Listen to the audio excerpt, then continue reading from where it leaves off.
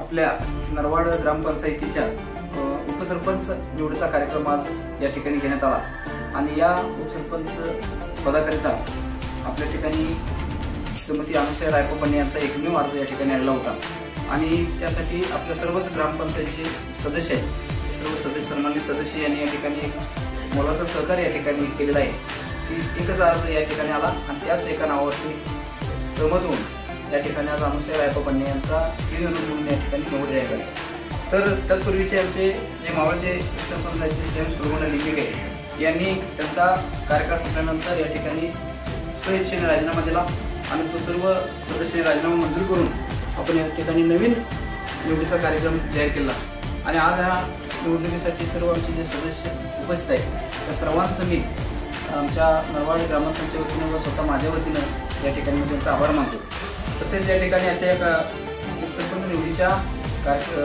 कार्यक्रम पत्रिकेचे जे सचिव म्हणून काम करले ते आपले आवळे मॅडम यांचे सुद्धा मी आपल्या सर्वांच्या वतीने या ठिकाणी आभार मानतो. तसेच या निवडीच्या उपस्थित असणारे आमचे गावचे पत्रकार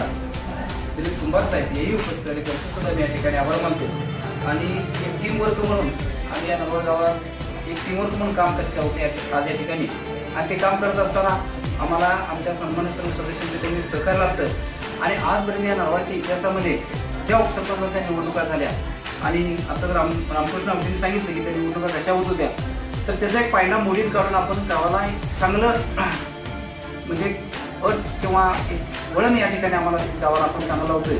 की आमच्यामध्ये सर्वसामान्य सर्वसामान्य मंडळी या ठिकाणी सदस्य आहेत ते उपसरपंच होत आहेत आणि प्रत्येकांना आपण समान संधी या ठिकाणी जे आता पुढील काळ राहिला आहे त्या कालावधीने देणार आहोत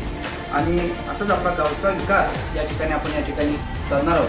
तर पुन्हा एकदा मी आज या प्रक्रियेमध्ये सहभागी असणाऱ्या सर्व सन्माननीय सदस्यांचं मी स्वतः मनपूर्वक आभार आहे आणि असं सहकार्य आम्हाला या पुढील काळात मिळेल अशी मी आशा व्यक्त करतो आणि माझ्याकडून सुद्धा या ठिकाणी गावच्या विकासामध्ये कुठेही कमी पडणार नाही. सर्वांना समान संधी आणि सर्व गावाला समान काम करून एक गाव आदर्शवत करून एक तालुक्यावरती जिल्ह्यावरती आपल्या गावचं नाव कसं जाईल यासाठी आपण परिपूर्ण प्रयत्न आपण सर्वांनी घेऊन मी करणार.